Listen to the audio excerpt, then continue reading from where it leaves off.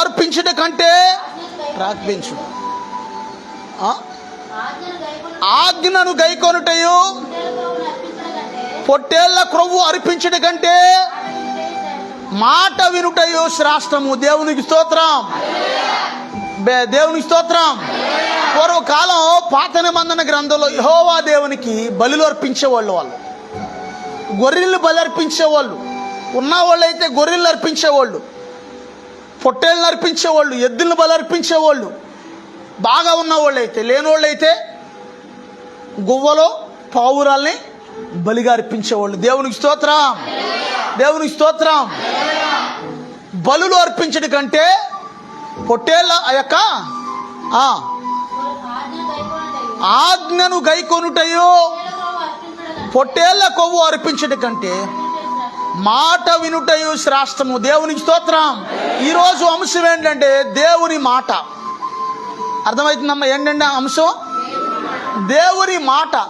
దేవుని మాట వింటే ఏమైంది? ఆల్రెడీ శుక్రవారం చెప్పాను.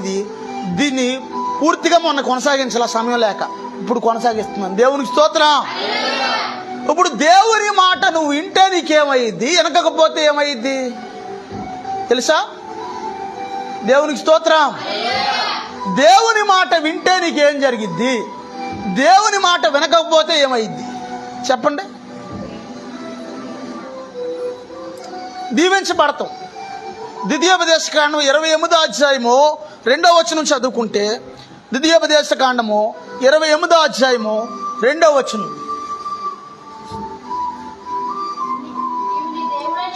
నీవు నీ దేవుడైన యెహోవా మాట వినిన ఎడల ఈ దీవెనలన్నీ నీ మీదకి వచ్చి నీకు ప్రాప్తించును.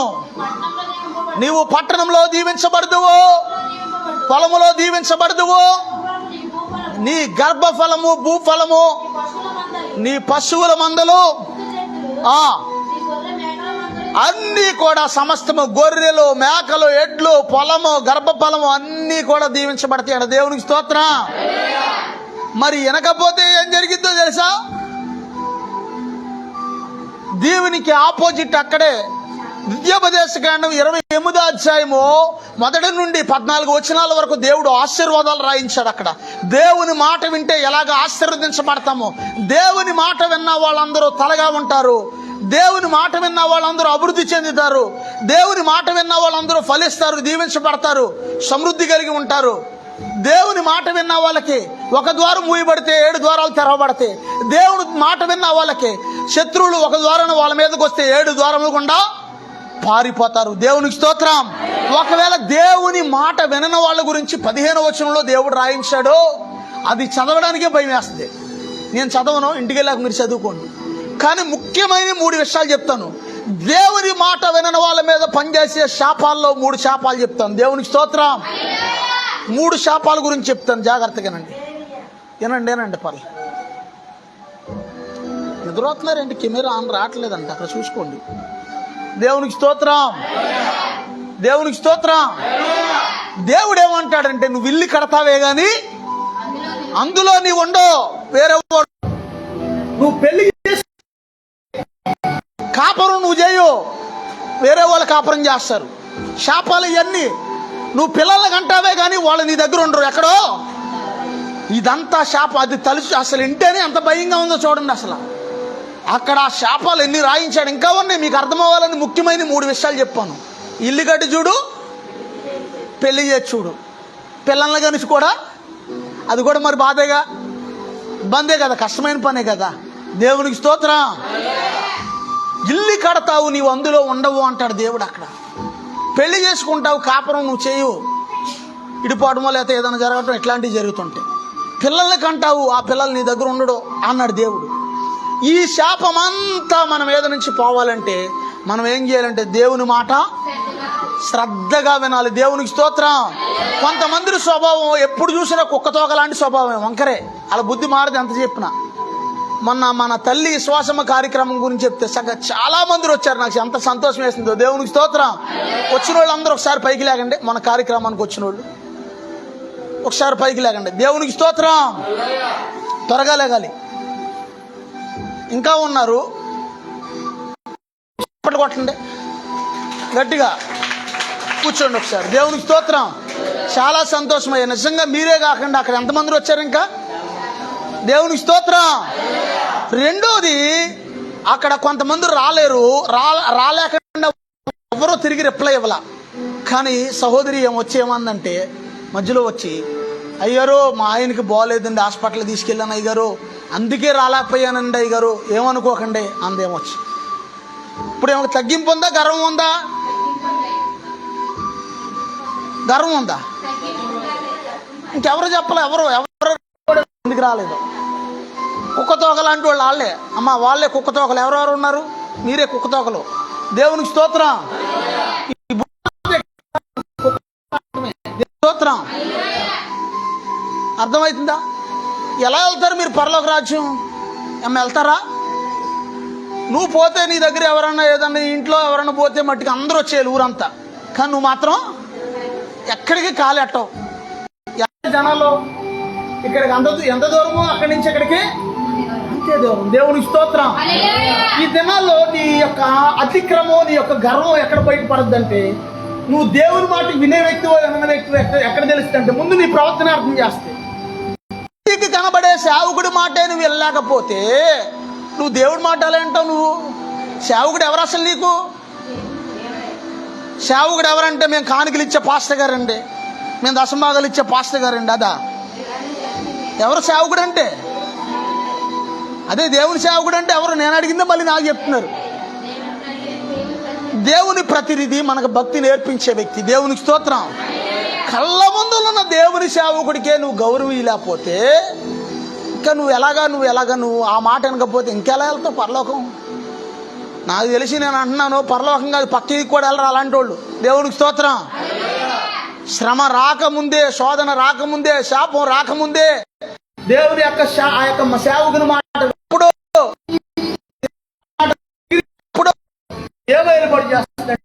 ఏబడి చేస్తుంది. నువ్వు సరి చేసుకుంటే నువ్వు దీవించబడతావు. దేవునికి స్తోత్రం. దేవుని మాట, ఇశ్రాయేలీయులు దేవునికి ఎంతో ఇష్టమైన వాళ్ళు దేవుని మాట తృణీకరించినప్పుడు దేవుడే వారికి విరోధి అయిపోయాడంత బైబిల్లో ఉంది. దేవునికి స్తోత్రం. దేవునికి స్తోత్రం. అసలు ఎందుకు సమూయేలు ఈ మాట అంటున్నాడు? ఏళ్ళతో సమూయేలు సౌలుతో ఎందుకు అంటున్నాడు తెలిసి ఈ మాట? అమాలేకీయులు అనేవాళ్ళు ఐగుప్తులో నుంచి ఇశ్రాయేలీయులు వస్తున్నప్పుడు నడిపించారు. వాళ్ళ దగ్గరికి వెళ్ళి మొత్తం అందరూ అని చెప్పాడు దేవుడు. ఎవరితో? సౌలుతో. సౌలే ఊళ్ళో సంహరించేసి ఎడ్లు బలిసిన గొర్రెలు తెచ్చుకున్నాడు. దేవునికి స్తోత్రం. అడిగితే సేవకుడు వచ్చి ఏమన్నాడు తెలుసా? మన దేవుడైన యెహోవాకు బలి అర్పించడానికి అని వంక చెప్పాడు. దేవునికి స్తోత్రం. అప్పుడు సమూయేలు ఏమన్నాడు? బలులు అర్పించడం కంటే మాట వినటం శ్రేష్టమయ్యా. దేవుడు ఏం చెప్పాడు? అజ్జయ్, నువ్వు ఎన్ని ఎడ్లు తెచ్చావు, ఎన్ని గొర్రెలు తెచ్చావు, ఎన్ని అర్పణలు తెచ్చావు, ఇది కాదు. నువ్వు దేవుని మాట వినుకోకుండా నువ్వు ఎన్ని చేసినా సరే అది లెక్కలోకి తీసుకురాడు దేవుడు. దేవునికి స్తోత్రం. మొదటిగా దేవుడు నీకు ఏం చెప్తున్నాడు అది నువ్వు వినాలి. దేవునికి స్తోత్రం. వినాలి. దేవుని మాట మనం వినాలి. ఇంటే ఎక్కడ దీవించబడతాం అంటే మనం పట్టణంలో దీవించబడతాం. రెండోది పొలంలో దీవించబడతాం. మూడోది పొలంలో దీవించబడతాం అంటే దానికి అర్థం ఏంటంటే ఎవరికీ పండని పొలం కూడా నీకు పండిద్ది నువ్వు అడిగడితే. అర్థం కాలా? అదే మరి దీవెనంటే. వేరే వాళ్ళు ఎవరు వెళ్ళినా అది పండదు, వేరే వాళ్ళు ఎవరు వెళ్ళినా అది పాలియదు. కానీ నువ్వు వెళ్తే ఆ పాడి పశువులు కంపల్సరిగా పాలిస్తాయి, యజమానిని గుర్తుపడతాయి. అవి కూడా గమనించారు. దేవునికి స్తోత్రం. ఫలించడం అంటే అదే, ఆశీర్వదించబడతాం అంటే అదే. దేవునికి స్తోత్రం. పట్టణంలో దీవించబడతాము, ఫలంలో దీవించబడతాము. గర్భఫలం, ఆ యొక్క ఏమంటారు, గర్భఫలం లేని వాళ్ళని ఏమంటారు? గొడ్రాలతనం ఉంచడు, దేవుడు తీసేస్తాడు. దేవునికి స్తోత్రం. ఒక అడుగు ఆలస్యమైన గొడ్రాలతనం అనేది పోద్ది, ఆ తనం ఉండదు. దేవునికి స్తోత్రం. నువ్వు దేవుని మాట వింటే దేవునికి స్తోత్రం. ఆ తర్వాత పశువులు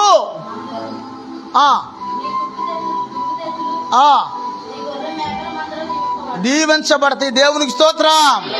హల్లెలూయా.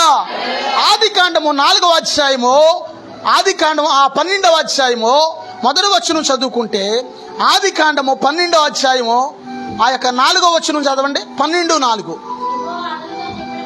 యెహోవా అతనితో చెప్పిన ప్రకారము అబ్రహాము వెళ్ళాను. దేవునికి స్తోత్రం. దేవునికి స్తోత్రం. ఎక్కడికి వెళ్ళాడు అబ్రహాము? అమ్మ ఎక్కడికి వెళ్ళాడు? ఇటు చూడండి, నాయంక చూడండి అందరూ. ఎక్కడికి వెళ్ళాడు అబ్రహాము? చేపలు పట్టుకుంటాకెళ్ళా, ఏంటి వ్యాపారం చేయడానికి వెళ్ళా. అబ్రహాముతో దేవుడు ఏమన్నాడంటే, అబ్రహామా, మొదటి వచనం మీరు చదవండి, ఆదికాండం 12 మొదటి వచనం. అసలు ఏం చెప్పాడు దేవుడు అబ్రహాముతో? నీవు లేచి నీ దేశము నుండి, నీ బంధువుల వద్ద నుండి, నీ తండ్రి ఇంటి నుండి బయలుదేరి రాకు, సరే నేను నీకు చూపించి దేశానికి వెళ్ళమన్నాడు. దేశం నుండి వెళ్ళిపోవడం కష్టమే, చదువుకున్న వాళ్ళు చెప్పండి. తండ్రి ఇంటిని విడిచిపెట్టడము కష్టమే, అవునా? ఒక ఆడపిల్ల పెళ్లి చేస్తే తండ్రి ఇంటి దగ్గర ఏం చేద్దే? నవ్విద్దా? అమ్మయ్యా ఈ పేడ విరగడైపోయింది వాళ్ళతో అంటదా? ఏమంటదే? పోను తండ్రి ఏమంటాడు? అమ్మయ్యా అమ్మ ఇవాళతో పేడ విరగడైపోయింది అమ్మాయిలు అంటాడా? తండ్రి బోరుమని ఏడుస్తాడు, కూతురు బోరుమని.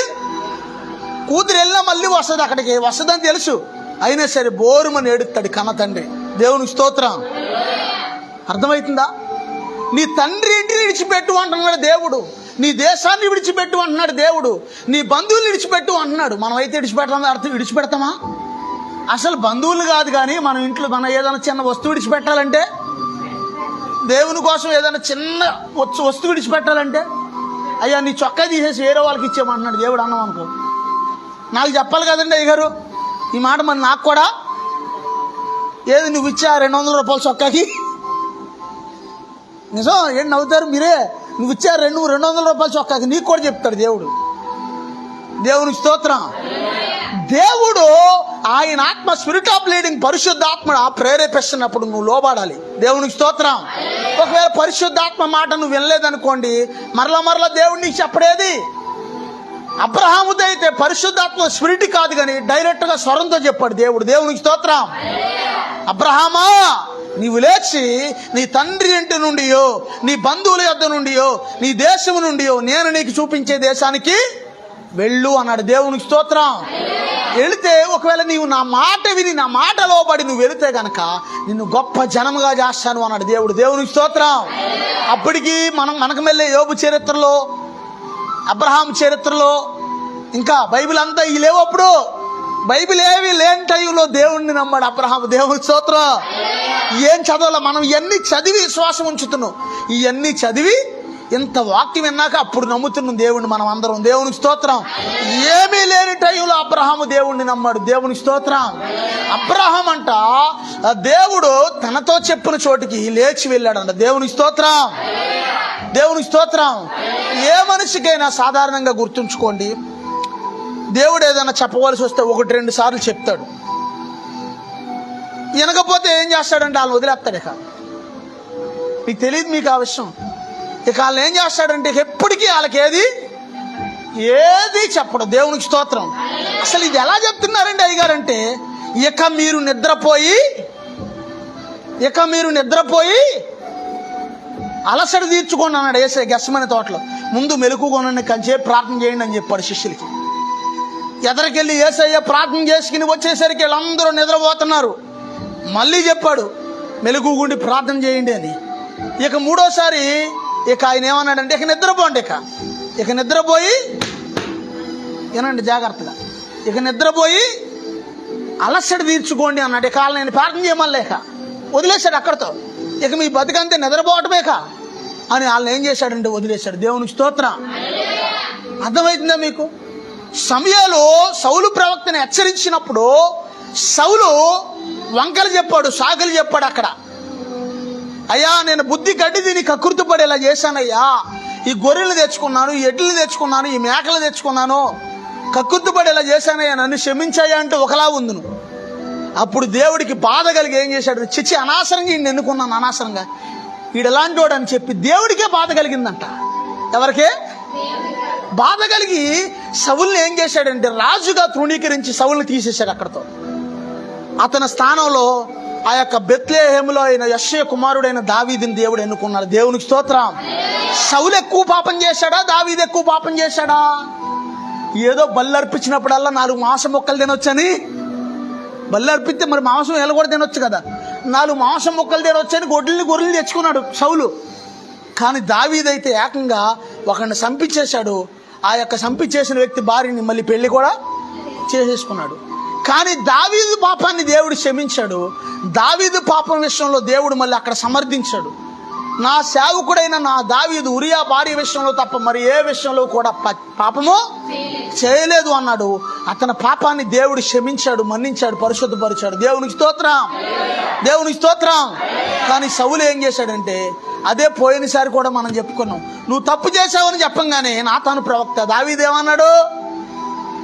ఏమన్నాడండి? ఏమన్నాడు?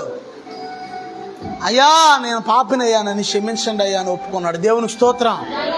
అయ్యా నేను పాపం చేశానయ్యా అని దైవజనుడి దగ్గర ఒప్పుకున్నాడు. దేవునికి స్తోత్రం. పాత నిబంధనలో అప్పటికి మనకి ఇంత వాక్యాలు తెలియదు వాళ్ళకి, అయినా స్పిరిటు దైవజనుడి దగ్గర ఒప్పుకుంటే నువ్వు క్షమించబడితే నీ పాపం నీకు తెలుసా? ఆ విషయం తెలుసా తెలీదా? ఇలా చదువుతున్నారేంటమ్మా? అర్థమవుతుంది నేను చెప్పింది? వాక్యమే నేను చెప్పేది. మత్తయి సువార్త 3వ అధ్యాయం 6వ వచనం చదవండి. మత్తయి 3:6. దేవునికి స్తోత్రం.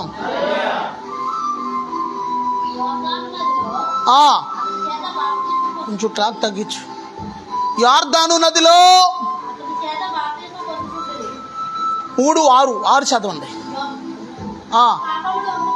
తమ పాపములు ఒప్పుకొనుచు యొర్దాను నదిలో అతని చేత బాప్తిసం పొందుచుండ్రి. దైవజనుడని యోహాను దగ్గరికి వీళ్ళందరూ వచ్చినప్పుడు ఏం చేస్తున్నారంటే ఆ యొక్క ఏమంటారు సద్దుకైలు, పరిసయ్యులు, అనేకులు యూదులు అనేక మంది బాప్తిసం ఇచ్చి యోహాను దగ్గరికి వచ్చినప్పుడు తమ పాపాలన్నీ ఒప్పుకుంటున్నారంట. దేవునికి స్తోత్రం. మరి దైవజనుడి దగ్గర ఒప్పుకుంటే అది క్షమించబడద్దే. యేసు ప్రభువు వారు 12 మంది శిష్యులు పంపించినప్పుడు ఏమన్నాడు తెలుసా? మీరు ఎవరి పాపాలు క్షమిస్తారో వారి పాపాలు క్షమించబడతాయి అన్నాడు యేసయ్య. దేవునికి స్తోత్రం. లేదు మీరు ఎవరి పాపాలు నిలిచి ఉండనిస్తారో అవి అలాగే నిలిచి ఉంటాయి అన్నాడు. సేవకుడికి ఎంత అధికారం ఇచ్చాడు చూడండి దేవుడు. దేవునికి స్తోత్రం, దేవునికి స్తోత్రం. అందుకే కొంతమంది మనస్సాక్షి వాత వేయబడద్ది. వాత వేయబడినప్పుడు ఏం చేస్తారంటే వాళ్ళు ఏం చేస్తున్నారో వాళ్ళకి అర్థం కాదు. ఇక వాళ్ళు అసలు ఎలా ప్రవర్తిస్తున్నారో కూడా వాళ్ళకి అర్థం కాదు. ఇక ఎప్పుడు అర్థమైద్ది వాళ్ళకి? ఎప్పుడు అర్థమైంది? తప్పిపోయిన కుమారుడికి ఎప్పుడు అర్థమైంది? ఇక్కడ ఉన్నారా? పంది అంట దాని జీవితంలో ఎప్పుడు కూడా ఆకాశం వైపు చూడదంట. పంది ఎప్పుడు చూస్తుందంట? ఆ కట్టుకోయేవాడు పందులు కోసేవాడు దాన్ని పట్టుకుని దాన్ని ఆ యొక్క 2 గుంజకి కాళ్ళు చేతులు కట్టేసి దాన్ని ఇలా ఏలాడ తీసుకెళ్తుంటే ఎక్కడ తీసుకెళ్తున్నాడు వాడు? అప్పుడు చూస్తుందంట ఆకాశం వైపు. దేవుడా దేవుడా ఈడి చేతిలో పడ్డాను దేవుడా. దేవునికి స్తోత్రం. ఆ పందిలాగా మనం ఉండకూడదు. ఆమేనానండి. దేవుని బిడ్డల్లాగా మనం ఉండాలి. ఆమేనానండి. అర్థమవుతుందా? మనం ఆశీర్వదించబడ్డానికి దేవుడు పిలిచాడు, మనల్ని శపించబడ్డానికి పిలవలా. ఒకవేళ నువ్వు దేవుడి దగ్గర నమ్మకంగా కొంతకాలం జీవించి నమ్మకస్తురాలుగా ముద్ర వేయించుకుని నమ్మకస్తుడిగా ముద్ర వేయించుకున్నాక నువ్వు ఒకవేళ దేవుడికి విరోధమైన కార్యాలు చేసావనుకో ఏం చేస్తాడు తెలుసా? ఆయన ఏం చేస్తాడు? నిన్ను శపించడు. ఆయన నిన్ను శపించడు. కానీ ఏమి శపిస్తాడో తెలుసా? మన ఆశీర్వాద ఫలాలు శపిస్తాడంట ఆయన. బైబిల్లో ఉంది, వారి ఆశీర్వాద ఫలాలని నేను శపిస్తాను అని ఉంది ఒక చోట. దేవుడు నీకు ఏ ఫలాలు అయితే ఇచ్చాడో ఇక నువ్వు ఒక చెట్లాగా ఉంటావే కానీ కాయలు మాత్రం ఇక అక్కడితో నీ ఆశీర్వాదాలు బ్రేక్ అయిపోయి కాయలు రావు. ఇక ఎంతకాలం ఉన్నా అలాగే ఉంటావు కానీ ఫలాలు మాత్రం. చాలామంది ఏమనుకుంటారు, ఒక్క మాట దేవుడి దగ్గర సంపాదించుకుంటే అంతా సెట్ అయిపోద్ది, తర్వాత దేవుడిని మోసం చేసినా దేవుడు అనుకుంటారు. పిచ్చోళ్ళు, తెలియని వాళ్ళు. మరి మట్టి మనుషులకే ఎంత జ్ఞానం ఉంటే దేవాది దేవుడు గోల్డెన్ లెగ్ అయింది. ఏమంటారు? Golden brain. ఆయనకి ఎంత జ్ఞానం ఉంటుంది? అర్థమవుతుందా? ఆశీర్వాద ఫలాలు చెప్పిస్తాడంట ఆయన. అందుకే అంజూరపు చెట్టు దగ్గరికి వెళ్ళినప్పుడు ఇక ఎప్పుడు ఎన్నటికి ఈ అంజూరపు చెట్టు కాయకుండును గాక అన్నాడే కానీ ఆ యొక్క అంజూరపు చెట్టు జాతిని చెప్పించాల దేవుడు. అర్థం చేసుకోండి నేను చెప్పేది. అంజూరపు ఆ చెట్టుని చెప్పించాడే కానీ పూర్తిగా ఆ జాతిని చెప్పించాల. దేవునికి స్తోత్రం. ఇప్పటికీ అందుకే ఇప్పటికీ కూడా మనం అంజూరపు కాయలు తింటానే ఉంటున్నాం. దేవునికి స్తోత్రం, దేవునికి స్తోత్రం. ఇక్కడ చూసుకుంటే అబ్రహాముకి దేవుడు చెప్పిన మాట, అబ్రహాం అంట దేవుడు తనతో చెప్పిన మాటను బట్టి బయలుదేరి వెళ్ళాడంట. దేవునికి స్తోత్రం. నిజంగా ఒక ప్రాంతం నుంచి ఒక ప్రాంతానికి వెళ్తాం ఎంత కష్టమో, ఆడవాళ్ళకైనా సరే మగవాళ్ళకైనా సరే. అది అవునా కాదా? సొంత ఊరిని వదిలిపెట్టాలంటేనంట ఉన్న ఊరు కన్న తల్లితో సమానం అంట. ఇప్పుడు TV9 న్యూస్లో జంగారెడ్డిగూడనో ఇదిగో రైల్వే ట్రాక్ వెళ్తుంది ఫలానా రోడ్లో అన్నారనుకో, మనం ఎంత ముచ్చట పడతాం. మనం ఎక్కడో హైదరాబాద్లో ఉన్నాం అనుకోండి, ఒకేలా ఇదిగో జంగారెడ్డిగూడ మా ఊరే ఇది జంగారెడ్డిగూడ ఇదిగో ఈ రూట్లోనే నేను అటు వెళ్ళి ఉన్నప్పుడు అని ఫ్రెండ్స్ అందరికీ కూడా ఆ వీడియో ఇది మా ఊరే అంటమా? సొంత ఊరి మీద ఎవరికైనా అంత మక్కువ ఉంటుంది. దేవునికి స్తోత్రం. సొంత ఊరిని విడిచిపెట్టమంటే విడిచిపెట్టేశాడు దేవుడు. అబ్రహాము క్వాలిఫికేషన్ తెలుసుకుంటే అసలు షాక్ అయిపోతాం మనం. దేవుని కోసం ఊరిని వదిలేశాడు, లెక్కేయండి. దేవుని కోసం బంధువులను వదిలేశాడు, దేవుని కోసం తండ్రిని వదిలేశాడు, దేవుని కోసం లోతుని వదిలేశాడు, దేవుని కోసం వివాహం చేసుకున్న హాగర్ను కూడా వదిలేశాడు. వదిలేమన్నాడు దేవుడు. వాక్యం చదవండి మీరు. హాగర్కిను శారాకి ఇద్దరికి గొడవ అయింది. మొదటి భార్య శారా, రెండో భార్య హాగరు. అసలు ఇది నా ఇంటిలో పని మనిషిగా వచ్చి ఇది ఈ రోజు నా మీద పెత్తనం చేస్తుంది అని చెప్పి కోపం వచ్చేసింది ఆమెకి. ఎవరికి? శారాకి. కోపం వచ్చేస్తే దీన్ని అర్జెంటుగా తీసుకెళ్ళి అడవిలో వదిలే అని చెప్తే ఏం చేయాలో అర్థం కాక తర్జనా భర్జన పడ్డాడు ముందు.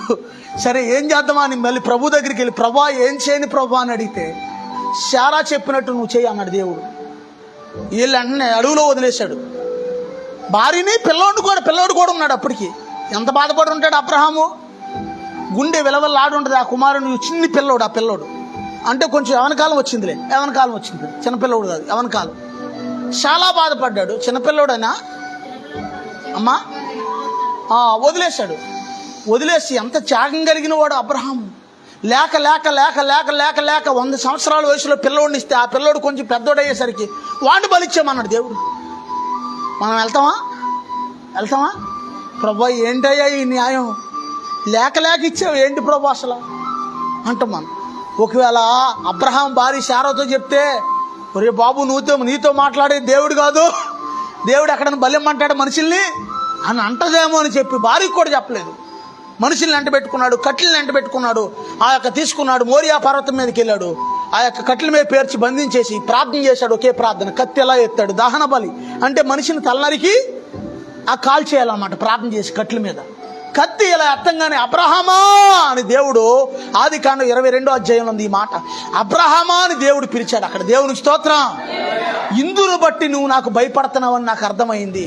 నీకు ఒక్కడైనా నీ కుమారుని నాకు అర్పించడానికి నువ్వు వెనకడిగేయలేదు కాబట్టి ఇందును బట్టి నువ్వు దేవునికి భయపడేవాడు అని నాకు అర్థమవుతుంది అన్నాడు. దేవునికి స్తోత్రం, దేవునికి స్తోత్రం. అబ్రహాము అంత త్యాగం కలిగిన వాడు అబ్రహాము. దేవునికి స్తోత్రం. అందుకే ఇశ్రాయేలీల వంశంలో ఎవరైనా వివాహాలు జరిగినప్పుడు అబ్రహాము కుటుంబాన్ని ఎలాగ దేవుడు వర్ధిల్ల చేశాడో అలాగ మీ కుటుంబాన్ని వర్ధిల్ల చేయును గాక అని దీవించేవాళ్ళు వాళ్ళని. వాళ్ళ గోడ ఒకటి ఉంది, ఆ గోడ దగ్గరికి వెళ్ళి మా తండ్రి అయిన అబ్రహాము దేవా అని ప్రార్థన చేస్తారంట. ముస్లిమ్స్ వాళ్ళు కూడా అక్కడికి వెళ్ళి యెరూషలేములో మసీద్ దగ్గరికి మా తండ్రి అయిన ఇబ్రహీం దేవా, ముస్లిమ్స్ కూడా తండ్రి ఎవరు? అబ్రహామే. అలా ప్రార్థన చేస్తారంట. క్రైస్తవులమైన మనం ఏమని ప్రార్థన చేస్తామంటే అబ్రహాము దేవా, ఇస్సాకు దేవా, యాకోబు దేవా అని ప్రార్థన చేస్తాం. జక్కయ్య ఇంటికి యేసయ్య వచ్చినప్పుడు యేసయ్య ఏమన్నాడు? ఇతడు కూడా అబ్రహాము కుమారుడే. దేవునికి స్తోత్రం, దేవునికి స్తోత్రం. ఇతడు కూడా అబ్రహాము కుమారుడే. దేవునికి స్తోత్రం. దేవుడు నిన్ను బట్టి ముచ్చటపడాలి కానీ నిన్ను బట్టి బాధపడకూడదు, గుర్తుంచుకో. దేవునికి స్తోత్రం. ఆడ వ్యక్తి అయినా మగ వ్యక్తి అయినా చిన్నోళ్ళైనా పెద్దోళ్ళైనా ఒక్క విషయం చెప్తున్నాను, నిన్ను బట్టి దేవుడికి సంతోషం కలగాలి. ఎప్పుడన్నా కనీసం ఆ మాట, కనీసం వాక్యం ద్వారా అయినా దేవుడు నీతో మాట్లాడితే అది చాలా భాగ్యం. యెహోవా నిన్ను గూర్చి ఆనందించుచున్నాడు అని ఉంది బైబిల్లో. లేదు, ఒకవేళ దేవుడు నిన్ను గూర్చి బాధపడుతున్నాడు అనుకోండి, అది రానున్న దినాల్లో నీకు శాపంగా మారిపోద్ది. అది దేవునికి స్తోత్రం. హల్లెలూయా. దేవుడు ఒకవేళ నిన్ను బట్టి సంతోషపడుతున్నాడు అనుకోండి, రానున్న దినాల్లో నీవు ఇంకా బహుగా దీవించబడతావు. దేవునికి స్తోత్రం. హల్లెలూయా. అందుకే మనం ఏం చేయాలంటే, దేవుడు ఏం చెప్తున్నాడో, అసలు ఏం చేయమంటున్నాడు దేవుడు, ఏమి చేయొద్దు అంటున్నాడని గ్రహింపు రావాలి. కృతజ్ఞత అర్పణలు తీసుకుని దేవుని సన్నిధికి రండి అంటే కుక్కతోక లాంటి వాళ్ళు అక్కడక్కడ వాళ్ళు ఏమర్థమైంది ఆ వాక్యం చూసిన వాళ్ళకి? కృతజ్ఞత అర్పణలు తీసుకుని దేవుని సన్నిధికి రండి అని వాగ్దానం పెట్టారు రాత్రి మన గ్రూప్లో. ఆ యొక్క మైండ్ అంతా కూడా తేడాగా ఉన్న వాళ్ళకి ఎంతవరకు డబ్బే అర్థమైద్ది. డబ్బు గురించి కాదు అది, దేవునికి నువ్వు కృతజ్ఞతాస్తుతులు చెల్లించాలి. దేవాది దేవునికి స్తోత్రం. అది తెలియని వాళ్ళు ఏం చేస్తారంటే, ఎప్పటికీ కూడా వాళ్ళ మైండ్ ఎలా ఉంటుందంటే, డబ్బు డబ్బు డబ్బు డబ్బు డబ్బు ఇస్తాడు దేవుడు. ఇవ్వడా దేవుడు? ఎవరు ప్రయాసపడతారో వాళ్ళకే ఇస్తాడు దేవుడు. దేవునికి స్తోత్రం. దీవులను అందరికీ కావాలి, కానీ దీవులను ఊరికనే ఓడుగుండా ఆయన అంటాడు. ఏమంటాడు ఆయన పేరేంటయ్యా? పేరు చెప్పండి. డబ్బులు ఊరకనే వస్తాయో రాదో కానీ దీవులను మాత్రం ఊరకనే ఎవరు ప్రయాసపడతారో వాళ్ళ దేవుడు దీవిస్తాడు. ఆమేనానండి. దేవునికి స్తోత్రం. ఎవరైతే దేవునికి నమ్మకంగా ఉంటారో వాళ్ళని దీవిస్తాడు. ఎవరైతే దేవుని మాట వింటారో వాళ్ళని దేవుడు దీవిస్తాడు. ఒకవేళ నీ పరిస్థితి జీరో అయిపోయినా సరే, జీరో కానించి మళ్ళీ పైకి లేపుతాడు. దేవునికి స్తోత్రం. రెండోది, క్రైస్తవుల్లో ఈ రోజున బాగా పనిచేస్తున్నది ఇంకో మాట ఉంది, చెప్పనా వద్దా? క్రైస్తవుల్లోనే కాదు, అందరిలో కూడా ఇప్పుడు ఈ కాలంలో ఎక్కువగా పనిచేసేది అసూయ పనిచేస్తుంది. ఇప్పుడు ఎవరి దాకా ఎందుకు, సంఘంలో ఉన్నాం, ఎవరన్నా ఒకరు లేకండి, త్వరగా లేగాలి. ఇప్పుడు రత్నకుమారి చాలా యోగ్యురాలు, చాలా మంచిది అని 2 మాటలు అన్నాను అనుకో, నిలబెట్టి ఇక తగ్మా వాళ్ళకి గుండెలో రాయడిపోద్ది. ఇక కూర్చోమ్మ, నేను యోగ్యురాలు కాదా, నేనేం చేయలేదా దేవుని కోసం, ఇదేంటి ఆమెనే యోగ్యురాలు అంటున్నాడు. పోన్లే నా సహోదరిని అన్నారు, దేవుడు పలికించడం అని అనుకోవాలిగా. గుండెల్లో రాయడిపోద్ది. అమ్మో ఆమెను పొగిడారండి, ఇక నిద్రటది ఈ వారం అంతా మనకి. విశ్వాసమా మంచి వ్యక్తి ఆ తల్లి లాంటి వ్యక్తి ఒక్కటి కూడా లేదంటే ఇక నిద్రటది కొంతమందికి. నిద్రా మనం ఎదట వారిని గౌరవించినప్పుడు, హానర్ చేసినప్పుడు, మనం లోబడితే దేవుడు మనల్ని గౌరవిస్తాడు. దేవునికి స్తోత్రం. దేవునికి స్తోత్రం. ఎందుకు దేవుడు నిన్ను గౌరవిస్తాడంటే కారణం, నన్ను గణపరిచే వారిని నేను గణపరుస్తాను అంటున్నాడు. దేవునికి స్తోత్రం. హల్లెలూయా. ఇప్పుడు ఉదాహరణకి ఎవరైనా పురుషుల గురించే ఏదైనా మంచి సందర్భం చెప్పాను అనుకోండి, అత్తమానం అయ్యగారు అనిల్ గురించే చెప్తాడండి, మెకానిక్ పని బాగా చేస్తాడని, తత్మ వాళ్ళు లేరే ఏంటి అని అనుకోకూడదు. ఒకవేళ దేవుడు అతన్ని ప్రేమిస్తున్నాడేమో ఈ సమయంలో, లేకపోతే దేవుడు అతన్ని హానర్ చేస్తున్నాడేమో, లేకపోతే ఏదైనా సందర్భం వచ్చినప్పుడు. అంతేగాని మీరు ఇష్టం వచ్చినట్టుగా అపార్థం చేసుకోకూడదు. ఈ దినాల్లో జనాల్లో అసలు ఎంత అసూయో, చిన్ని పిల్లలకు కూడా అసూయగా ఉంటుంది. మీరు గమనిస్తే ఎంత అసూయో. ఎవడన్నా పచ్చగా ఉంటే, ఆయన కుటుంబం పచ్చగా ఉన్నారు, అభివృద్ధి చెందారు ఈ మధ్యన, నాగు గారు కుటుంబం. వాళ్ళు ఏం చేశారు, వీళ్ళ అభివృద్ధిని చూడలేక, వార్చలేక, డైరెక్ట్గా ఎదుర్కోలేక దొంగ దెబ్బ తీశారు ప్రయోగాలు చేసి. కానీ దేవుడు అద్భుతంగా ఈ కుటుంబాన్ని విడిపించాడు ఆ బిడ్డని. దేవునికి స్తోత్రం. దేవునికి స్తోత్రం. అర్థమవుతుందా? అసూయ పరులు ఎక్కువైపోయారు ఈ దినాల్లో. అసూయ ఉన్న వాళ్ళు కూడా దీవించబడరు. అసూయ అంట ఎముకలకు కుళ్ళంట. మరి దేవుని మాట ఏంటంటే ఇదే దేవుని మాట. తెలుసా నీకు ఆ విషయం? బైబిల్లో అసూయ పడ్డ వాళ్ళని భూమి నెరలు విడిచి మింగేసిందంట. దేవుని స్తోత్రం. సంఘంలో ఒక విశ్వాసే కానీ, లేకపోతే ఇంకొకరు, లేకపోతే బయట వాళ్ళే కానీ మంచిగా ఏదైనా దీవించబడుతున్నారనుకో, నువ్వు సంతోషపడాలి. అంతేగాని ఎప్పుడు కూడా సూర్యమంట వాళ్ళని చూసి వీళ్ళని చూసి, వాళ్ళు చూడు ఎప్పుడు చిలకా గోరింకల్లాగా వెళ్ళిపోతున్నారు బండి మీద అన్నావు అనుకో, ఇక నీ పని అంతే. ఎప్పుడు వాళ్ళు చూడు ఎప్పుడు చూసినా చిలకా గోరింకల్లాగా, చిలకల్లాగా ఉంటారు. గోరింక ఉండదుగా, ఏదో అలాగ అంటారు కానీ చిలకే, అంతేగా. రామచిలకల్లాగా వెళ్ళిపోతున్నారు వాళ్ళు ఎప్పుడు. ఇదివరకు అత్తమానం ఏదో గొడవ వచ్చింది, ఇప్పుడు ఏంటి ఇంత పచ్చగా ఉన్నారు, ఎంత బాగున్నారు ఏంటి అని అనుకోకూడదు. దేవుని స్తోత్రం. ఓన్లే ప్రభా వాళ్ళని దీవించే, వాళ్ళు సమాధానంగా ఉన్నారు, సంతోషమయ్యా అని నువ్వు అన్నావు అనుకో, నీ బిడ్డల కుటుంబాల్లో దేవుడు సమాధానం ఇస్తాడు. ఆమేనానండి. నీ కుమార్తెల కుటుంబాల్లో దేవుడు సమాధానం ఇస్తాడు. ఆమేనానండి. మనం ఎప్పుడు కూడా మంచి మనసు కలిగి ఉండాలి. ఆమేనానండి. ఒక సహోదరుడు, ఒక ఆయన, అన్నయ్య నేను బండి కొనుక్కున్నాను అన్నయ్య అని CD 100 బజాజ్ అది ఏంటయ్యా CD 100 తెచ్చాడు ఇక్కడికి నా దగ్గరికి. నేను ఆ బండి ఎదరికేసుకెళ్ళి, ఆ పాస్టర్ గారి బండి ఎదరికేసుకెళ్ళి టైల్ ఏమైనా నాకు ఇస్తే, ప్రభువా నా సహోదరుడికి మీరు ఇచ్చిన మంచి బండిని బట్టి నీకు స్తోత్రం అయ్యా అన్నాను ఆకాశం వైపు చూసి. అప్పటికి నా బండి ఏం బండి తెలుసా? Star city. అప్పటికి నా బండి డొక్కు బండి, స్టార్ సిటీ డొక్కు బండి. కానీ పరిగెడతంలో మాత్రం చితక పరిగెట్టేద్ది. దేవుని స్తోత్రం. ప్రభువా నా సహోదరుడికి మీరు ఇచ్చిన మంచి బండిని బట్టి నీకు స్తోత్రం అయ్యా అన్నాను. అన్న కొద్ది రోజులకే దేవుడు నాకు యూనికాన్ బండి ఇచ్చాడు. దేవునికి స్తోత్రం. దానికంటే విలువైన బండి ఇచ్చాడు. దేవునికి స్తోత్రం. మంచి మనసు ఉండాలి మనకు. ఆమేనానండి. మంచి మనసు, మంచి ఆలోచన కలిగి ఉండాలి. దేవునికి స్తోత్రం. అలా ఉంటే దేవుడు నిన్ను దీవిస్తాడు. దేవునికి స్తోత్రం. ఒకవేళ అసూయ మనసు, ఏదన్నా ఎదరు వాళ్ళు చూసి, కొంతమంది అయితే అసలు ఆ బట్టలు అలగొంచండి, బంగారం అలగొంచండి, కొంతమంది మంచిగా మాసం తెచ్చుకున్న వార్చలేరు. అవునా కదా? కొంతమంది మోసం, వాళ్ళు అత్తమానం మాసం తెచ్చుకుని చేస్తారు. అత్తమానం మాసమే, నీకెందుకు బాధ? వాళ్ళ డబ్బులు వాళ్ళే నీయా, వాళ్ళ డబ్బులు వాళ్ళు తెచ్చుకుంటున్నారు, తింటున్నారు, నీకెందుకు బాధ? అత్తమానం మాసమే, అత్తమానం. నువ్వేవో వాళ్ళకేమి, వాళ్ళ బాధ వాళ్ళు ఏదో పడుతున్నారు, వాళ్ళు తింటున్నారు, బాధ మాత్రం ఉప్పొంగిపోతుంటుంది. పోనీ ఎప్పుడన్నా నీ ముఖానికి వాళ్ళకి సాయం చేసిన ముఖమేనంటే సాయం చేసిన ముఖం కాదు. దేవునికి స్తోత్రం. ఎదర వాళ్ళకి మనం సాయం చేసే మనసు కలిగి ఉండాలి ఒకటి. రెండోది అసూయ పడకూడదు. దేవునికి స్తోత్రం. అలా ఉంటే దేవుడు నిన్ను దీవించేస్తాడు. ఆమేనానండి. దేవునికి స్తోత్రం. దేవునికి స్తోత్రం. రెండోది, ఇప్పుడు అసూయ గురించి చెప్పాను కదా, రెండో విషయం చెప్తున్నాను. కామరగోటలో మన ప్రార్థన జరిగితే, అయ్యా అంతా బాగానే ఉంది అయ్యగారు, కొంచెం తాగుతాడండి వీడు అంటుంది వాళ్ళ అమ్మ, ఒక తల్లి వాళ్ళ అబ్బాయి గురించి. అంతా బాగానే ఉందండి, కొంచెం తాగడండి అయ్యగారు, అది మానేదాడి ప్రార్థన చేయించండి. అతను ఇప్పుడు కాదు, ఎప్పటి నుంచో తాగుతున్నాడు. అప్పుడు నేను, అమ్మ నీ గురించి ముందు నువ్వు సరి చేసుకో, ముందు నీది నువ్వు సరి చేసుకో అమ్మ. నువ్వు ఇలాగే అన్నాను. నువ్వు టీవీలు చూడటం మానేవా, సినిమాలు చూడటం మానేవా? మానలా. కానీ ఆ అబ్బాయిని చూస్తే ఏమనిపిస్తుంది ఏమకి? నేను నీతిమంతురాలనే, నేను యోగ్యురాలనే, నేను భక్తిపరురాలనే అని అనుకుంటుంది ఏమో. వాళ్ళ కుమారుడు ఒకడే పనికిమాలోడు అని అనుకుంటుంది. అమ్మ ముందు నువ్వు సరేవమ్మా అని చెప్పాను. దేవునికి స్తోత్రం. దెబ్బకు నోరు మూసింది. దేవునికి స్తోత్రం. నాకు తెలియదు అతను తాగుతాడని, తెలుసుగా. పరిశుద్ధాత్మ దేవుడు మాట్లాడిచ్చినప్పుడు దేవుడు మాట్లాడేస్తాడుగా. వాళ్ళ నెపాలు, ఏళ్ళ నెపాలు నువ్వు ఎంచకూడదు. ఆడు అలాంటోడు, ఈడు ఎలాంటిది, ఎల్లమ్మ అలాంటిది, పుల్లమ్మ అలాంటిది, ఎంకమ్మ ఎలాంటిది, ఇట్లాంటి కహానీలు చెప్పకూడదు. దేవునికి స్తోత్రం. థామస్ అయ్య గారిలో ఉన్న గొప్ప విషయం ఏంటంటే, ఎవరన్నా ఏదని చెప్పినా పట్టించుకోడు. ఆయన పట్టించుకోడు. అసలు సేవకుల గురించి ఏదని చెప్తే అసలు ఆయనకి విపరీతమైన కోపం వచ్చేద్ది. ఆయన ఎంతవరకు ఏదైనా మంచి మాట చెప్పాలి ఆయనకి. మనం ఏదైనా ప్రార్థన అవసరం ఉంటే అవసరం చెప్పాలి. ఇతరుల గురించి ఏదైనా వంకలు చెప్పామా అసలు వాళ్ళ జీవితంలో మళ్ళీ దగ్గర రానిడాలని. దేవునికి స్తోత్రం. దేవునికి స్తోత్రం. అలా మంచి మనసు నువ్వు కలిగి ఉండాలి. ఆమేనానండి. దేవుడి మాట వింటమంటే ఇదే. దేవుడి మాట వింటమంటే ఇదే. దేవునికి స్తోత్రం. యేసాయి అంటాడు, నా మాట చొప్పున చేయవాడు బండ మీద తన ఇల్లు కట్టుకొని బుద్ధిమంతుని పోలి ఉంటాడు అన్నాడు యేసాయి. దేవునికి స్తోత్రం.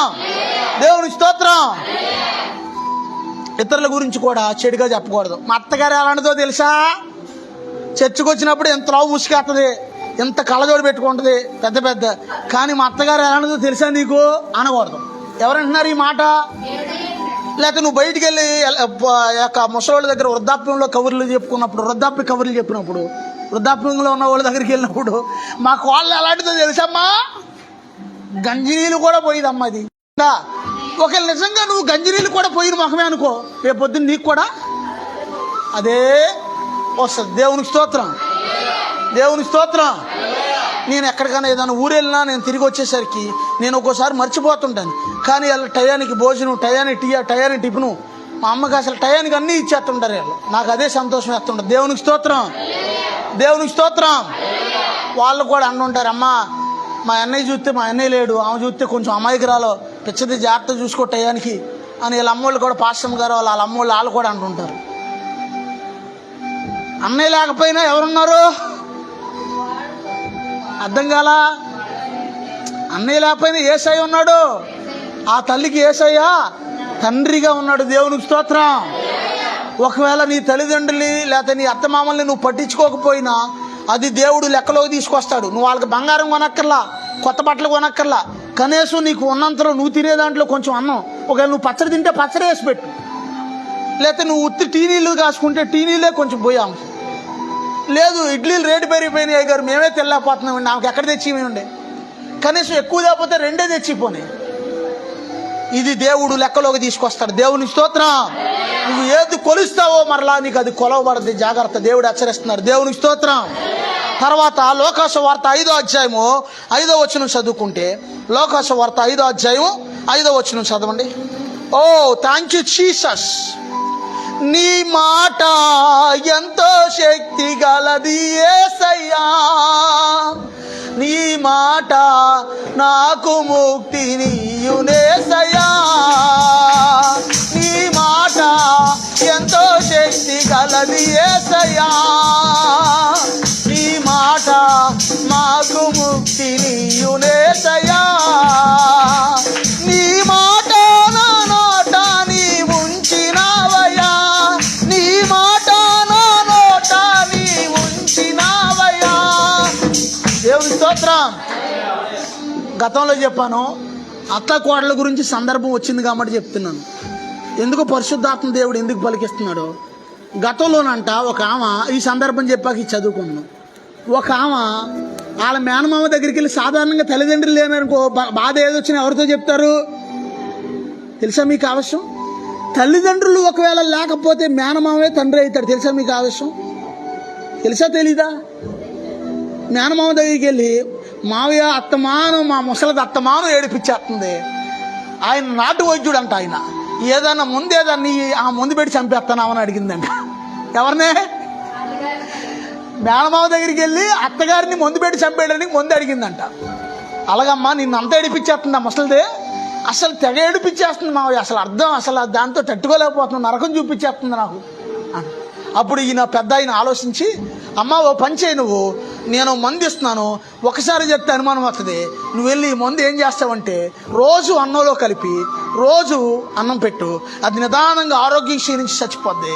అయితే నువ్వేం చేస్తావంటే, ఎలాగో సస్తది కదా, రేపు మాపు సత్తది కదా, నువ్వేం చేస్తావంటే అనుమానం రాకుండా ఈ 4 రోజులు కొంచెం ప్రేమ చూపించమ్మా అని చెప్పాడు. దేవుని స్తోత్రం. ఈ 4 రోజులు కొంచెం, ఒకవేళ నీలో ప్రేమ లేకపోయినా ప్రేమ ఉన్నట్టుగా నటించు కొంచెం అన్నాడంట. ఎవరో? ఇక ఈ మందు తీసుకెళ్ళి, అమ్మయ్యా ఈ ముసలదాని పేడ విరగడైపోతుంది దానికి, నా ముందు అందులో కలిపేసి రోజు కూడా అత్తయ్య అన్నం తిన అత్తయ్య, అత్తయ్య టీ దాగా అత్తయ్య అని టీ ఇచ్చినప్పుడు ప్రేమతో ఇస్తుంది, అన్నం ఇచ్చినప్పుడు ప్రేమతో ఇస్తుంది. మొత్తానికి ఏమో తింటుంది. పాపం ఆమె తెలియదుగా ముసలమ్మకి.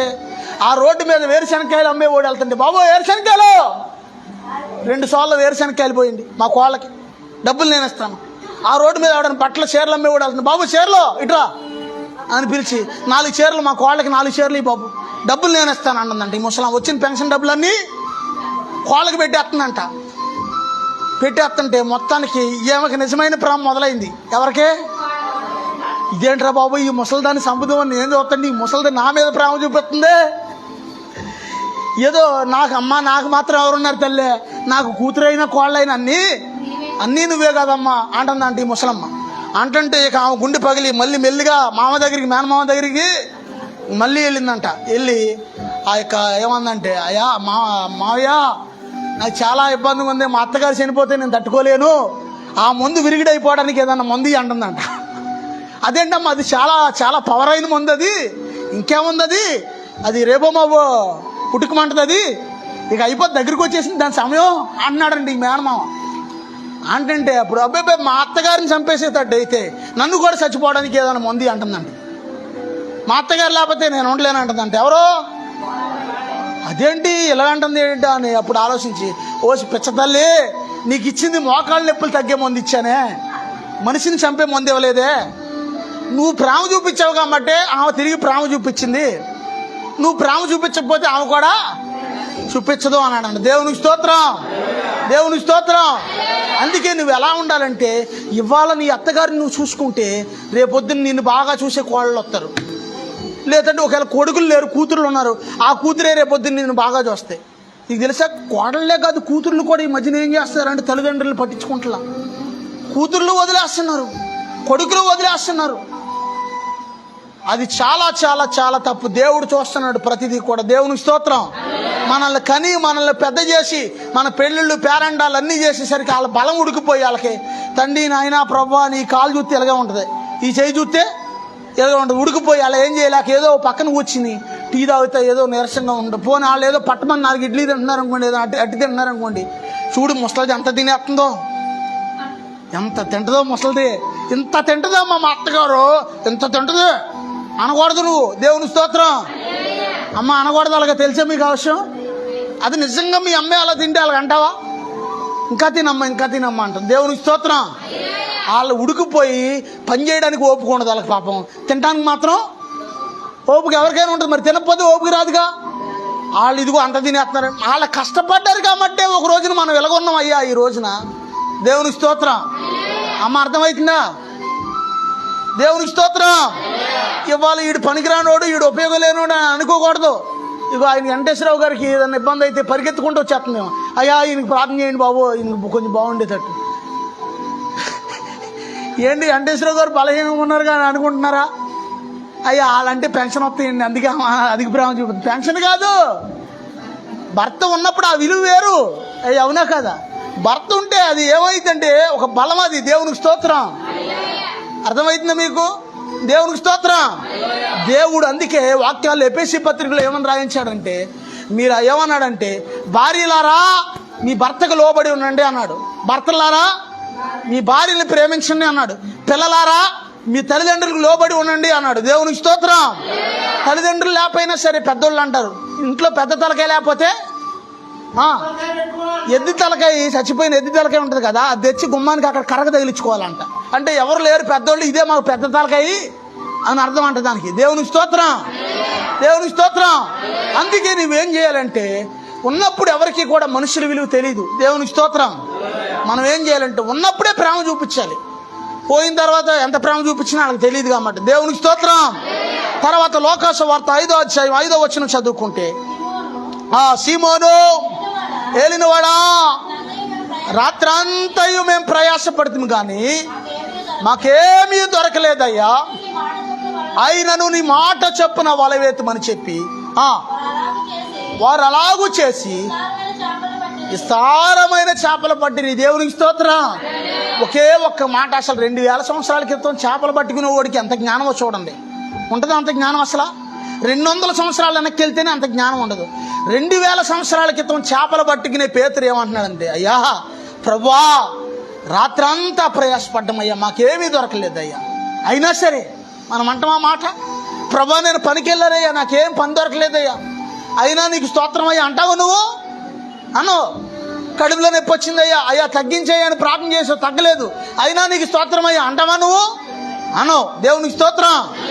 రాత్రంతా ప్రయాసపడ్డానయ్యా, అయినా నాకేమీ, ఇంకా దానికి అర్థం ఏంటి తెలుసా? దానికి అర్థం నాకు ఏమీ దొరకలేదంటే నిరుపయోగ స్థితిలో నేను ఉన్నానయ్యా, ఉపయోగం లేని స్థితిలో ఉన్నానయ్యా, దేనికి ఉపయోగం లేకుండా ఈ సమయంలో నేను ఉన్నాను ప్రభువా అని అర్థం. దేవునికి స్తోత్రం. అయినా సరే నీ మాట చొప్పున, నీ మాట అంటే నాకు గౌరవం వేసయ్యా, నీ మాట చొప్పున నువ్వు ఒక మాట చెప్పావు కదా ఇక్కడ వలయమని, నీ మాట చొప్పున వేస్తున్నాను వల. రాత్రంతా నేను వలేసాను, ఇదంతా తిరిగేశాను, ఇక్కడేం దొరకలా, కానీ నీ మాట చొప్పున మళ్ళీ వలేస్తున్నాను అన్నాడు. అంతే. ఆ మాట యేసయ్య మాట చొప్పున వలేశాడంట పేతురు. విస్తారమైన చేపలు దొరికినాయి. దేవునికి స్తోత్రం. ఎప్పుడైనా దేవుడు నీకు విస్తారంగా ఆశీర్వదించి సమృద్ధిగా ఆశీర్వాదం ఇచ్చాడు అనుకోండి, అది నీ ఒక్కడితో పోతుంది. నీ బంధువులకి, నీ స్నేహితులకి, నీ పరిచయస్తులకి, నీ ఇరుగు పొరుగు వాళ్ళందరికీ నువ్వు ఆశీర్వాదకరంగా ఉంటావు. ఆమేనానండి. అందుకే పేతురు లాగలేకపోతుంటేనంట పక్కనున్న వాళ్ళందరూ వచ్చి వాళ్ళు కూడా లాగారంట ఈ వల. ఏ వల? ఎవరి వల అది? పేతురు గారి వల పట్టజాలన చేపలతో పడిపోతే ఆ వల ఆయన ఒక్కడే లాగలేకపోతుంటే పక్కనున్న జాలర్లందరినీ పిలిస్తే వాళ్ళు కూడా వచ్చి లాగారంట. దేవునికి స్తోత్రం. మరి వాళ్ళందరూ లాగుతుంటే యేసయ్య ఏం చేస్తున్నాడయ్యా? అదే దోణిలో యేసయ్య ఉన్నాడుగా. ఏం చేస్తున్నాడు యేసయ్య అంటే, యేసయ్య నీ కోసం దోణి లాగాలా, వల లాగాలా? యేసయ్య ఆయన యజమానుడు కాబట్టి, ఆయన ప్రభువు కాబట్టి, ఆయన దేవుడు కాబట్టి ఆయన అదే దోణిలో నుంచుని చూస్తున్నాడు. ఆయన దేవునికి స్తోత్రం. అద్భుతం ప్రభు జరిగించిన తర్వాత సీమోను పేతురు అంటున్నాడు, సాధారణంగా చాలా మంది సమృద్ధి వచ్చాక వాళ్ళ పరిస్థితి ఎలా అయిపోద్ది అంటే కుక్కతోకలాగా అయిపోతారు వంకరగా. కానీ ఇక్కడ అంత సమృద్ధి వచ్చాక కూడా ఏమంటున్నాడమ్మ పేతురు? ఆ తర్వాత చదువుంది. అది చూచి యేసు మోకాళ్ళ ఎదుట సాగిలపడి, ప్రభువా నన్ను విడిచిపోయ్యా, నేను పాపాత్ముడయ్యా అంటున్నాడు. దేవునికి స్తోత్రం. ఎప్పుడో ఈ మాట అన్నది ఏమీ లేనప్పుడు కాదు, అన్నీ ఉన్నప్పుడు అంటున్నాడు ఈ మాట. కొంతమంది సామెత కూడా ఉంది, అన్నీ ఉన్నా ఇస్తరే, అన్నీ ఉన్నా ఇస్తరే అణిగి ఉంటుందంట. ఏమీ లేని ఇస్తరే అంటారు కొంతమంది. నేను అంటలేదండి బాబు, మళ్ళీ పాస్టర్ గారు అలాగ అన్నారు అనుకోండి. నేను అంటలే, పెద్దోళ్ళు అంటారు. దేవునికి స్తోత్రం. సమృద్ధి వచ్చేసిన తర్వాత ఏమంటున్నాడంటే, ప్రభువా నేను పాపినయ్యా, అయ్యా నేను పాపినయ్యా అని ఒప్పుకుంటున్నాడు. దేవునికి స్తోత్రం. ఇంత చేపలు, ఎంత సమృద్ధి, ఎంత వలనిండా నా జీవితంలో ఇప్పుడు వరకు నేను చూడలేదయ్యా. అసలు అంత సమృద్ధి ఇచ్చావు నాయన అని దేవుడి దగ్గర సరి చేసుకుంటున్నాడు. దేవునికి స్తోత్రం. దేవునికి స్తోత్రం. ప్రభువా నేను పాపినయ్యా అని ఒప్పుకుంటున్నాడు. దేవునికి స్తోత్రం. హల్లెలూయా. పరిశుద్ధ రక్తం నాకై కార్చిన వాడా, ప్రాణత్యాగం నాకై చేసిన వాడా, ప్రభువైన యేసయ్యా, ప్రభువైన యేసయ్యా, నా ప్రభువైన యేసయ్యా, ఉత్తముడా నా దేవుడా, నిజమునే నిన్ను స్తుతించెదను, ఉత్తముడా నా దేవుడా, నిజమునే నిన్ను స్తుతించెదను, ప్రభువైన యేసయ్యా, ప్రభువైన యేసయ్యా, నా ప్రభువైన యేసయ్యా. దేవుని స్తోత్రం. ప్రభువు అంటే దానికి అర్థం ఏంటంటే నన్ను పాలించేవాడు అని అర్థం, నన్ను పరిపాలించేవాడు అని అర్థం. దేవునికి స్తోత్రం. అందుకే అక్కడక్కడ ప్రభుత్వ వాహనాల మీద ఏమని ఉండదంటే ప్రభుత్వ వాహనము అంటే పాలించేవాళ్ళు అని అర్థం. దేవునికి స్తోత్రం. పరిపాలించేవాడు, యజమానుడు. దేవునికి స్తోత్రం. అందుకే అంటున్నాడు, ప్రభువా రాత్రంతా ప్రయాసపడ్డాను, ఒక్క చేప అయినా పడలేదు, నీ మాట చొప్పున వల వేస్తున్నాను కానీ విస్తారమైన చేపలు పడిపోయినాడు. దేవునికి స్తోత్రం. మళ్ళీ విస్తారమైన చేపలు పడ్డాక, ప్రభువా నేను పాపినయ్యా, నన్ను క్షమించయ్యా లేకపోతే అని అక్కడ మాట్లాడుతున్నాడు. దేవునికి స్తోత్రం. అంటే తనకి సమృద్ధి వచ్చాక ఏమొచ్చింది? తగ్గింపు వచ్చింది. దేవునికి స్తోత్రం. సమృద్ధి వచ్చినప్పుడు కొంతమందికి ఏమైందంటే గర్వం వచ్చేది.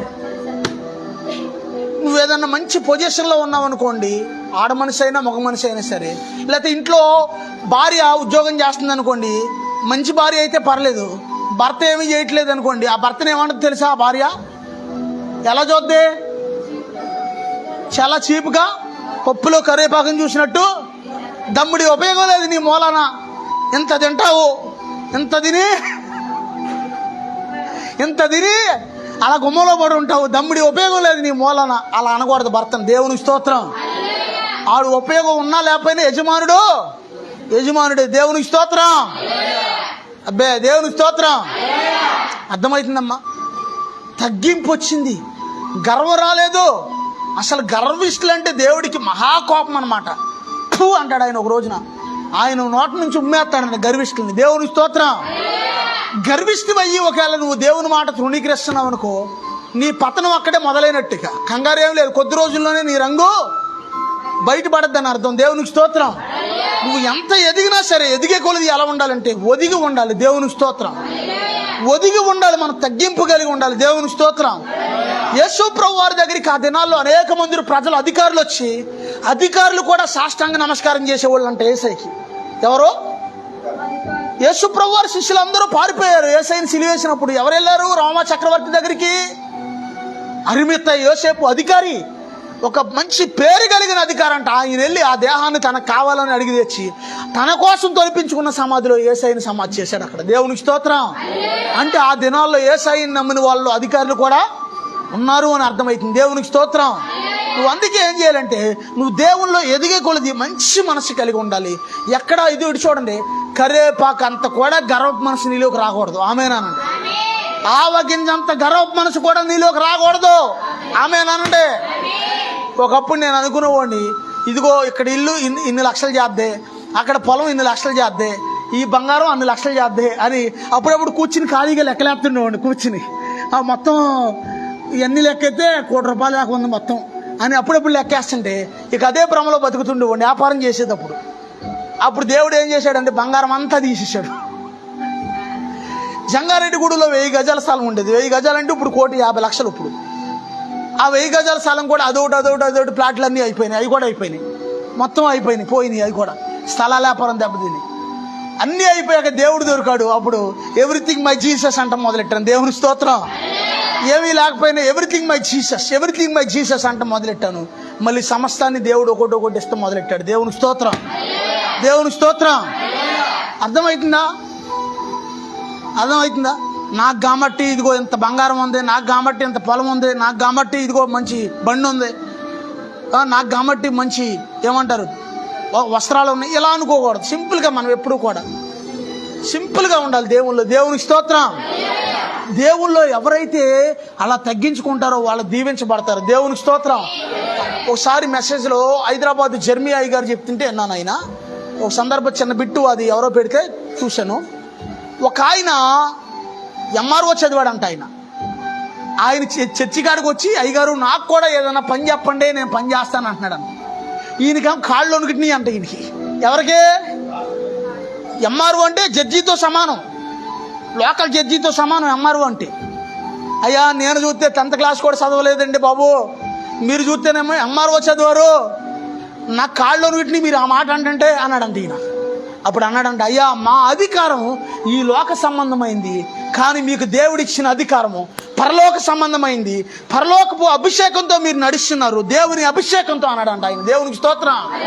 దేవునికి స్తోత్రం. నాకు కూడా ఏదో పని చెప్పండి అయ్య గారు, నేను చేస్తాను, నేను కూడా సంఘ సభ్యుల్లో ఒకడినేనండి, ఆ అధికారం అక్కడ మాత్రం ఇక్కడ కాదండి అన్నాడు. దేవునికి స్తోత్రం. మనం అంటామా ఆ పొజిషన్లో మనం ఉంటే, ఒకసారి మైకిండి అయ్య గారు అని చెప్పి 100 సార్లు చెప్తూ నేను ఎవరిని అనుకుంటున్నారు, లోకల్ ఎంఆర్ఓని అని ఒక 100 సార్లు మాటకు ముందు మాటకు తర్వాత చెప్తాం మనం అయితే. కానీ నిజంగా ఆ తగ్గింపే దేవుడికి కావాలి. దేవునికి స్తోత్రం.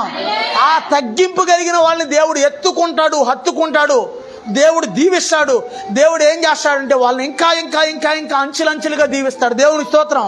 కొంచెం వచ్చేసరికి ఎవరైనా గర్వించి సంకలు కొట్టుకుంటున్నారనుకోండి, ఆ కొంచెంతోనే ఉంటుంది, అక్కడితో వాళ్ళ ముందుకెళ్ళరు.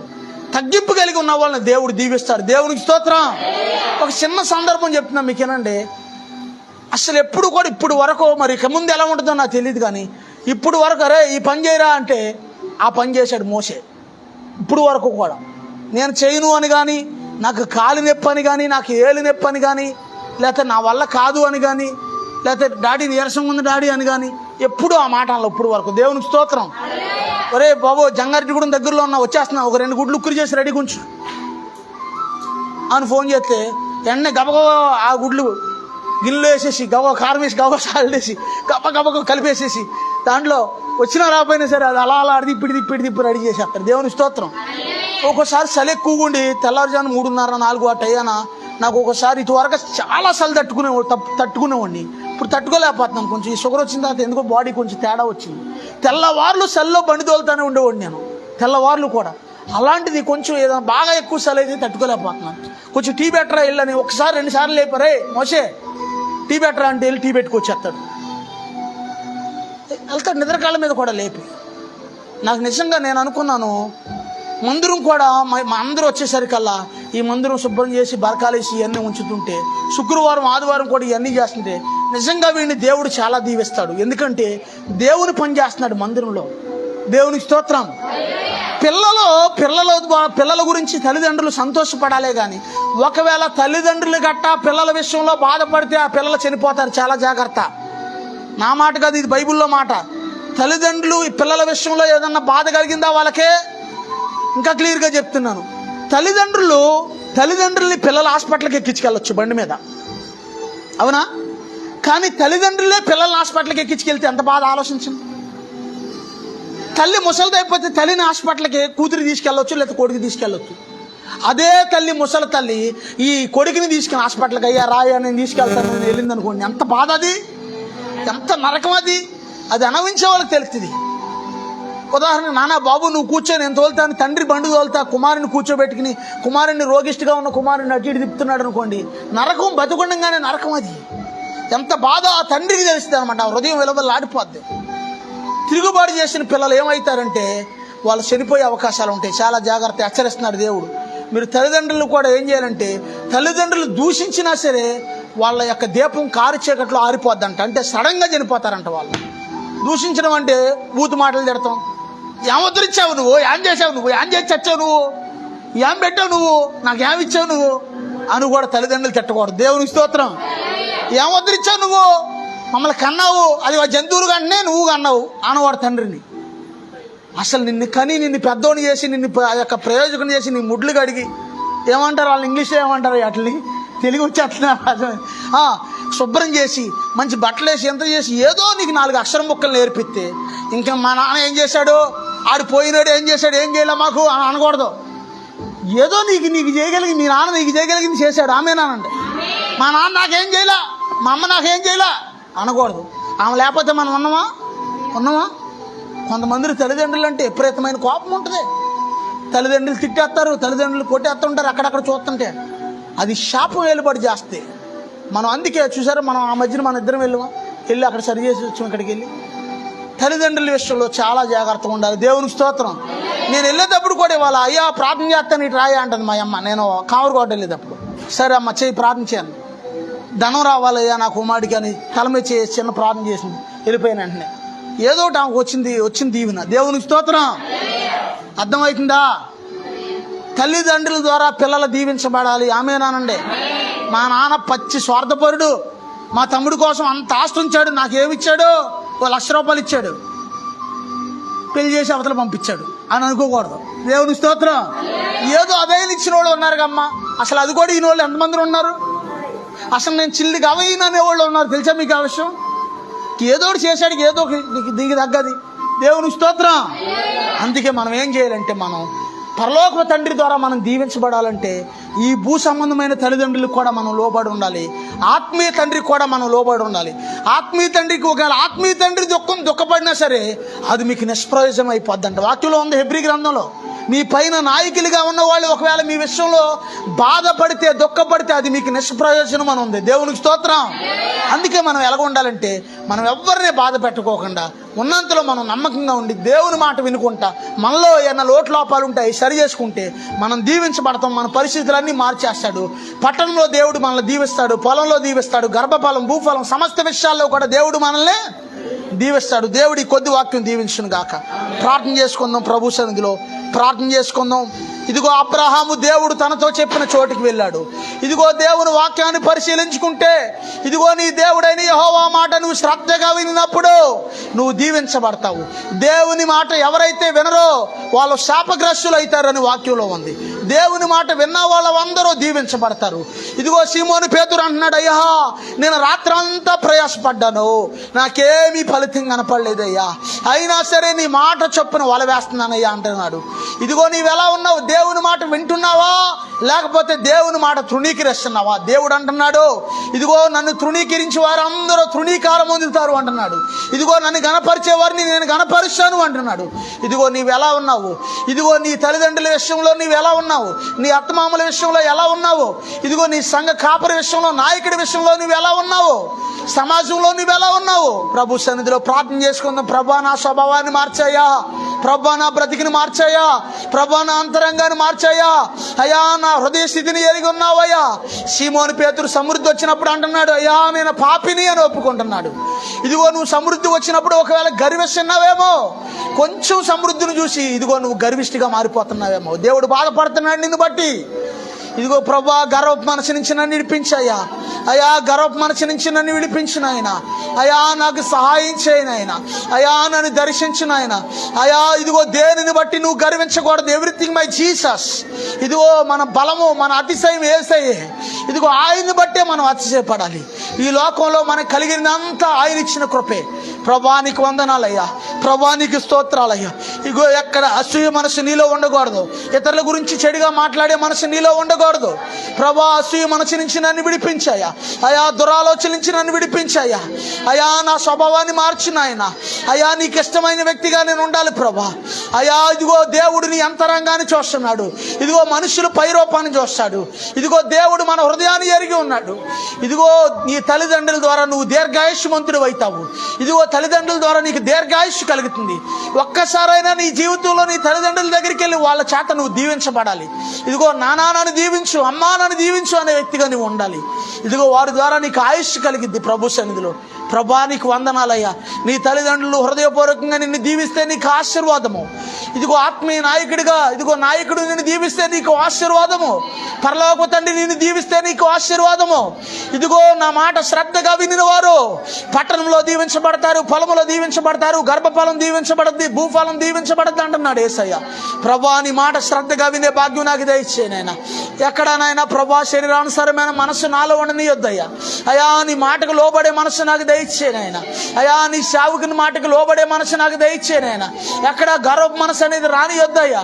ఇదిగో ఒకవేళ గర్వపు మనసు నీలోనికి వచ్చిందంటే ఇదిగో దేవుని చేత నువ్వు తృణీకరించబడే రోజులు దగ్గరలో ఉన్నాయి. ప్రభు సన్నిధిలో ప్రభా నా స్వభావాన్ని మార్చయ్యా, ప్రభా నా అంతరంగాన్ని మార్చయ్యా. సీమోను పేతురికి సమృద్ధి వచ్చినప్పుడు గర్వం రాలేదు, కానీ తన స్థితి తనకు అర్థమైంది.